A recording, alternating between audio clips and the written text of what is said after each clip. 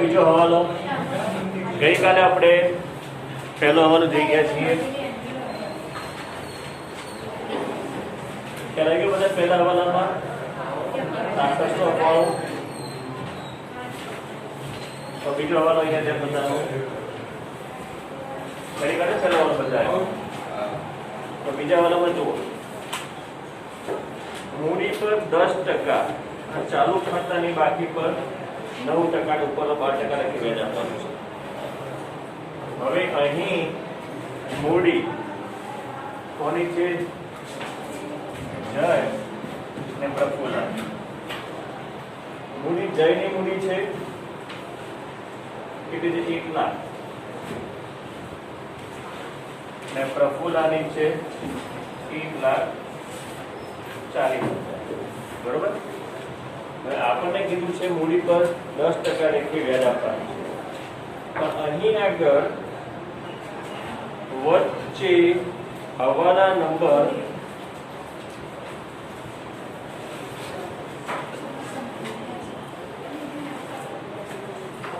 4 હવાલા number 4 જુઓ. હવાલા number 4 એમાં એવું કીધું છે કે તારીખ 1/1/17 પ્રફુલ્લા વધારાની મૂડી 20,000 લાવ્યા છે. બરોબર. એટલે મૂડી પર વ્યાજ વહેંચતી વખતે આ ધ્યાનમાં લેવું પડશે આપણે. કોણ લાવ્યું છે? પ્રફુલ્લા. એટલે જયની મૂડીમાં કોઈ ફેરફાર થતો નથી. બરોબર. એટલે જયની મૂડી પર વ્યાજ એમને આપી દઈશું આપણે 10% લેખે. સોરી 10% લેખે તો આપી દઈશું 10,000 થશે.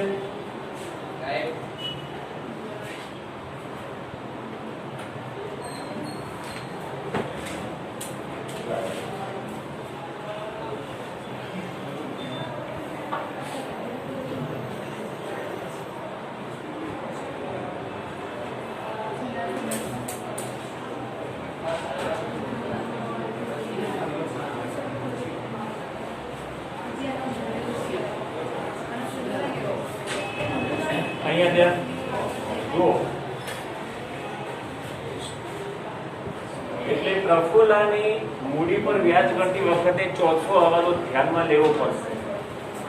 બરોબર. તો ચોથા હવાલામાં શું કીધું છે કે 1/17 ના રોજ પ્રફુલ્લા વધારાની મૂડી 20,000 લાવે છે. તો પ્રફુલ્લાની મૂડી આમાંથી પહેલા 20,000 બાદ કરી અને શરૂઆતની મૂડી થઈ કેટલી? 1,20,000. આનું વ્યાજ તો આ રહ્યું. બરોબર. તો આ મૂડી પર પહેલા 10% વ્યાજ આપવાનું એટલે 12,000 થશે. બરોબર. હવે અહીંયા જોજો ખાસ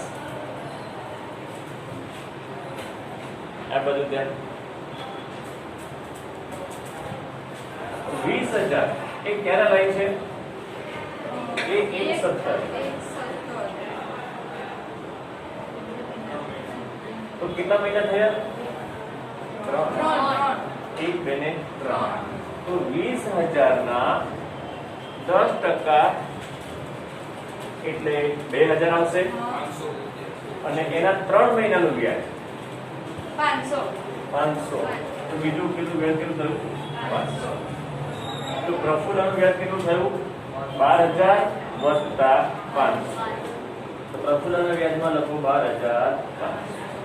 ખ્યાલ આવે બધાને? જ્યારે આવી રીતે અધવચ્ચે બીજી મૂડી આવતી હોય તો મહિના અનુસાર વ્યાજ ગણવાનું. તો આની એક અસર આપી દો.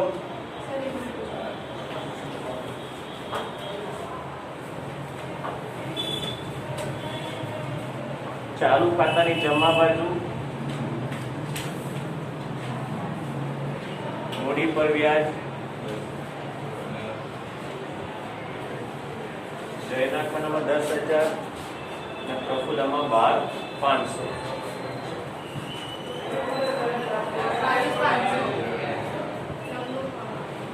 અને બીજી અસર ઘરનું પાણી ઉધાર બાજુ.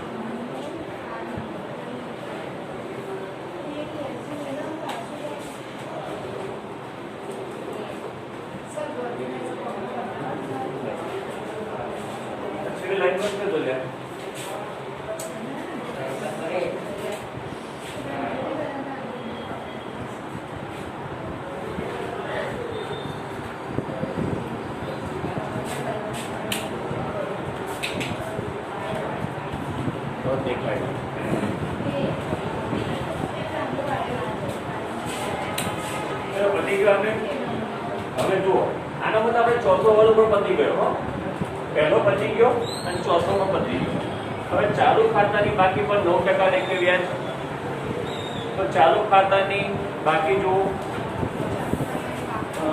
પહેલી જયની છે 12000 કઈ બાકી છે ઉધાર બાકી તો ઉધાર બાજુ લખી નાખો બાકી પર વ્યાજ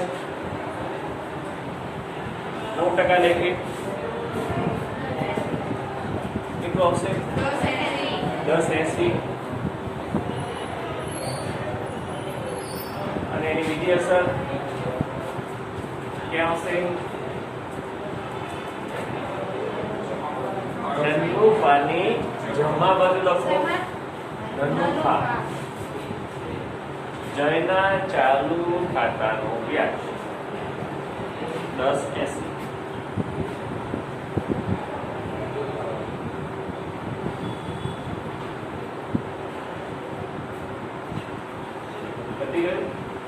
પ્રફુલ્લાની જમા બાકી છે 4000 બરોબર તો જમા બાજુ લખો બાકી પર વ્યાજ 9% લેખે 360 આવશે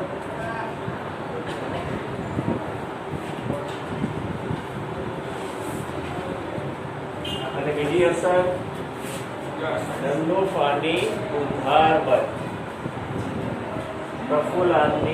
પ્રફુલ્લાના ચાલુ ખાતાનું વ્યાજ 360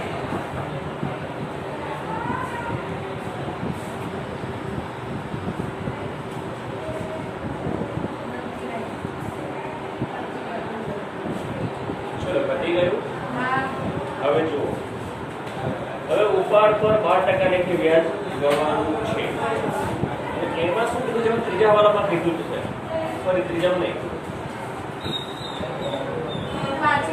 પાંચમાની અંદર જોજો એમાં જાય આપણે ઉપર પર વ્યાજ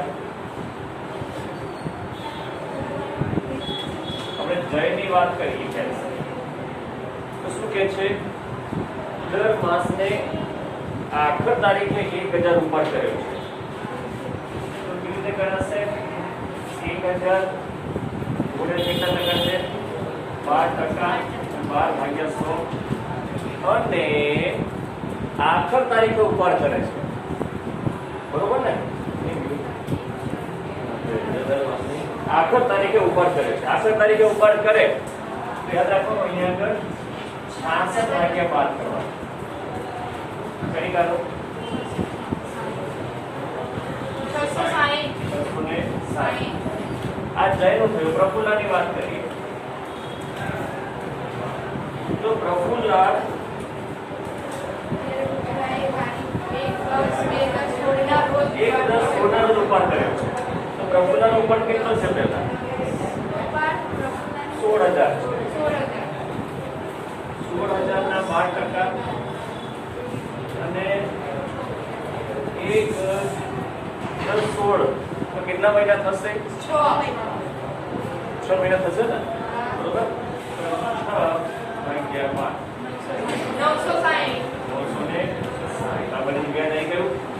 1 મિનિટ બરાબર અહીંયા પણ વચ્ચે એક હોલો છે પાછો જુઓ સાતમો હવાલો જો સાતમો હવાલો વાંચો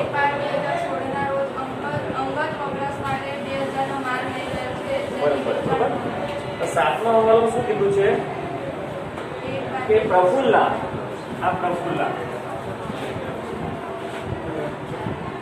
1/12/16 ના રોજ અંગત વપરાશ માટે 2000 નો માલ લઈ ગઈ પ્રફુલ્લા 2000 નો માલ લઈ ગઈ છે અંગત વપરાશ માટે માલ લઈ જાય તેને શું કહેવાય પાછું ઉપાડ કહેવાય તો એનું પર ક્યાં ધ્યાનમાં લેવું પડશે સમજજો બરોબર પ્રફુલ્લાની વાત છે આ તો ખરું છે એનું આ તો ખરું છે પણ પ્રફુલ્લાએ 2000 રૂપિયાનો ઉપાડ કર્યો છે અંગત વપરાશ માટે માલ લઈ ગઈ અને કહેવાય ઉપાડ પણ ક્યારે ઉપાડ કર્યો છે એને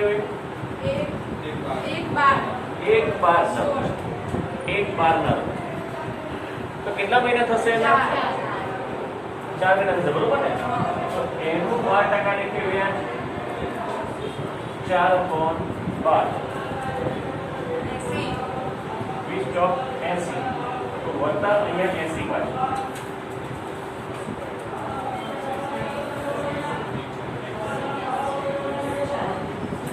ખ્યાલ આવ્યો બધાને? એટલે આવા હવાલામાં ખાસ ધ્યાનમાં રાખવાનું કે એક હવાલો બીજા હવાલાને અસર કરતો હોય છે. ત્યારે વધારે હવાલા હોય ને ત્યારે બધા હવાલા ધ્યાનમાં રાખવાના. તો હવે આપણે ઉપર પર વ્યાજ કેટલું છે? આ લઈ ગયું છે, આ અને આ. આને લખો હવે ચાલુ ખાતાની ઉધાર બાજુ ઉપાડ પર વ્યાજ જયમાં 660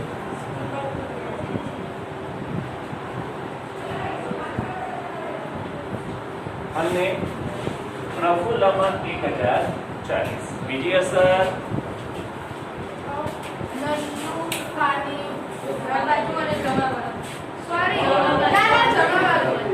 નંદનું ફાની જમા બાજુ નથી કાઢું ઉપાડ પર વ્યાજ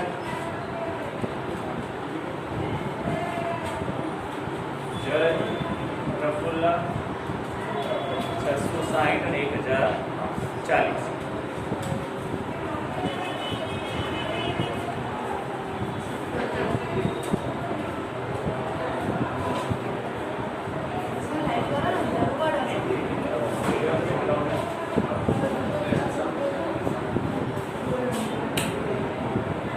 ખ્યાલ આવે ને? બરોબર. હવે ચાલુ ખાતું પતી ગયું. જો પહેલો હવાલો પતી ગયો, બીજો હવાલો પતી ગયો, ત્રીજો હવાલો. હવે અહીંયા ધ્યાન પાછું ત્રીજા હવાલાની વાત કરીએ તો જયને માસિક 700 લેખે પગાર આપવાનો છે. જો જેમાં 4 માસનો પગાર તેમણે ઉપાડી લીધો છે જેનો સમાવેશ પગારમાં થયો છે. તો પહેલા આ સમજીએ. જયને પગાર આપવાનો છે કેટલો? 700 રૂપિયા.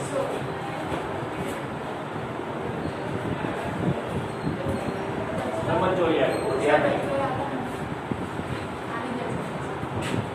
કેસ આવ્યો છે કરીને આવો કે સાહેબ કરીને આવતા આપણે આખું મોટું સિદ્ધાંતમાં નથી વાત કરતા. ચલો અહીંયા આગળ ધ્યાન. પહેલી વસ્તુ સમજો ખાસ 700 લેખે પગાર આપવાનો છે અને 4 માસનો પગાર તેને ઉપાડી લીધો છે. બરોબર. તો 700 ગુણ્યા 4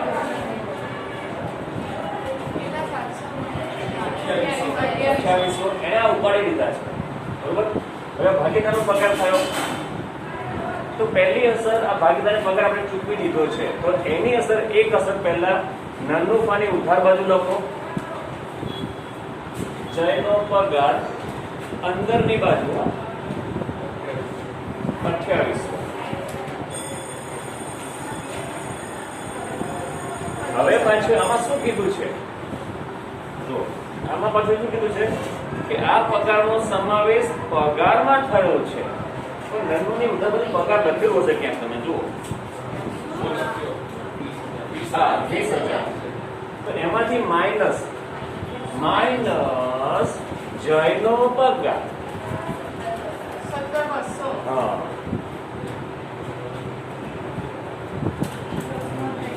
બરોબર. આટલી અસર પૂરી થઈ. હવે પાછી બીજી અસર જુઓ. 4 માસનો પગાર આપ્યો છે, હજી 8 મહિનાનો આપવાનો બાકી રહ્યો. 700 ગુણ્યા 8 5600. બરોબર. તો આની એક અસર પાછી નંદુ પાની ઉધાર બાજુ તમે 2800 લખ્યું ને એમાં પ્લસ કરો. પ્લસ ચૂકવવાનો બાકી 5600.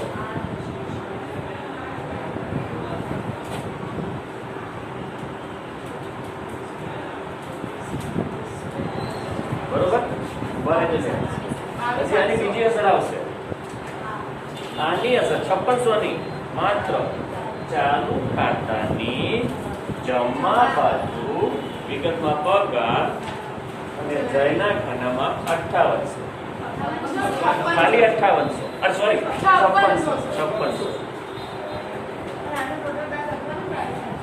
હા આનું બાદ લખો ખાલી ધનુ ખાવા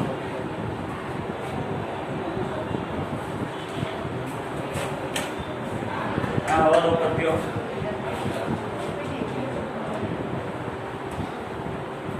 બરોબર કરાયો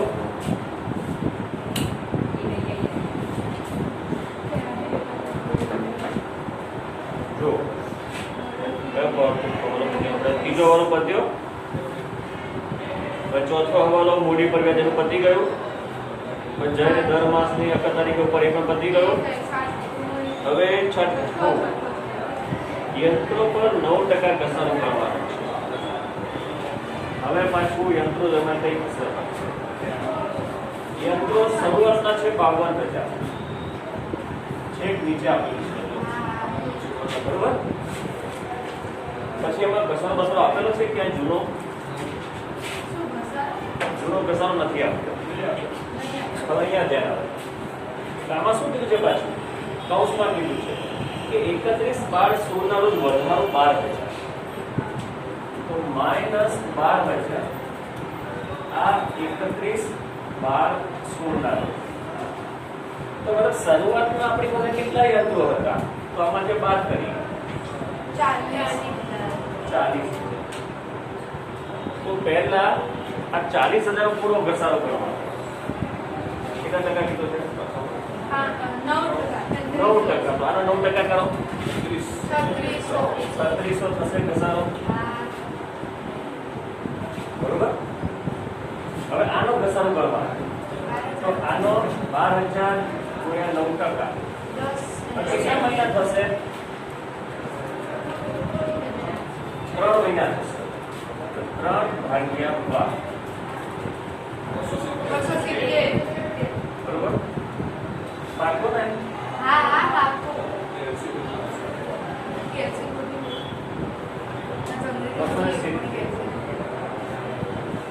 બરાબર એનો ટોટલ 770 બરોબર 12,000 9% 12,900 108 બરોબર છે ને તો આ ઘસારો લખવાનો આપણે 38 યંત્રોમાંથી માઈનસ લખે ને પેલા 52,000 માઈનસ ઘસારો 38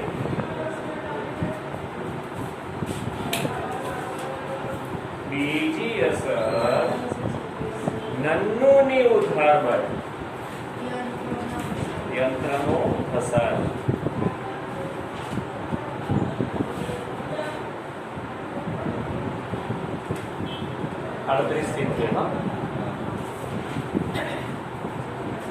લખી ગયું પછી જો શું કીધું છે તથા ફર્નિચર પર 5% લેખે ઘસારો કરવાનો તો ફર્નિચર જુઓ તો ફર્નિચર પહેલા છે 84,600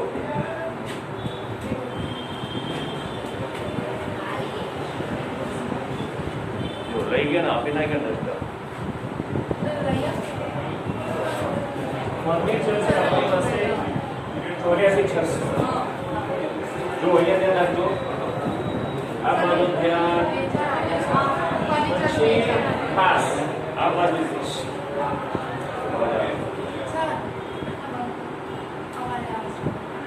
હવે જો અહીંયા ધ્યાન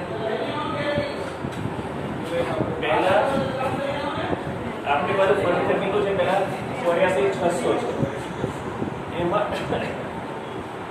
એમાં એની નીચે કીધું ફર્નિચરનું વેચાણ કીધું છે 14,600 પહેલા એ બાદ કરી દેવાનું તમે ના કઈ કરતા તમે તો લખાયું છે મેં તમને લખ્યું છે તમે લખી નાખો પહેલા 84,600 માઇનસ વેચાણ ના બધું અંદર જ 14,600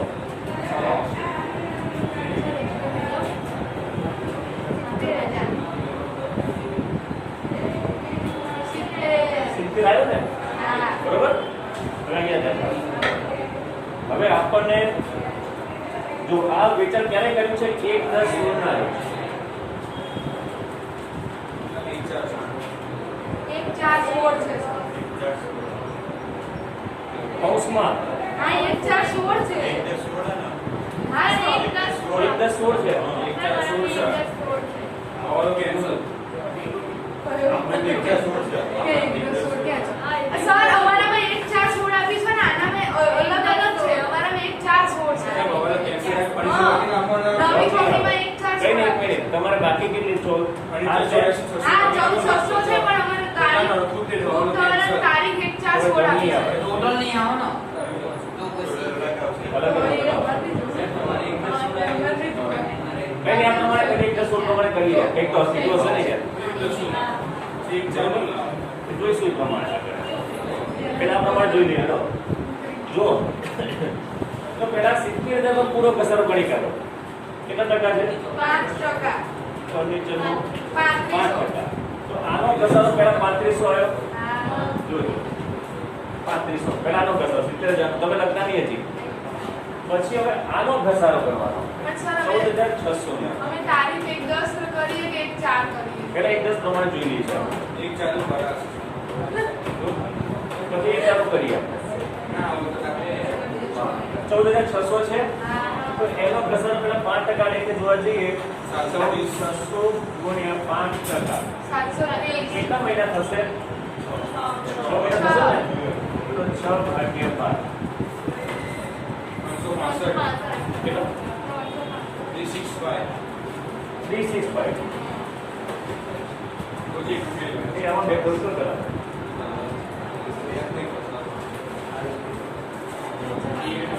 બરોબર? 38 65. પેલું 1 4 16 કીધું છે ને? હા. હવે એનું કરવા જઈશું આપણે તો 1 4 16 પણ પહેલા દિવસે વેચી મારી તો હા. હા એ બરોબર એ તો કહું છું બરસ થાય ને તો સર. ક્યાંથી વેચાણું સર 1 4 16 તો મતલબ પહેલા દિવસે વેચી મારી તો ઘસારો ખાલી 3500 થઈ જશે. બરાબર આવશે. હા તો અમે 10 કરી દઈએ ને તારીખ. 10 કર દો બધા લો કેન્સલ કર દો 10 એથી કરીને ચાલો. કેન્સલ રાખો ને તો આ ઘસારો લખો આપણે કયો? 38 65 1 4 16 કે મતલબ જ નથી એ 30 થઈ ગઈ લે. મને જે ભેગા થાય એટલે મેં તો કીધું નહીં. 66 185. બરોબર એ પહેલી યંત્રોમાંથી માઈનસ 38 65 અને બીજી અસર નન્નુની ઉધાર બાજુ હા તે તો બોલે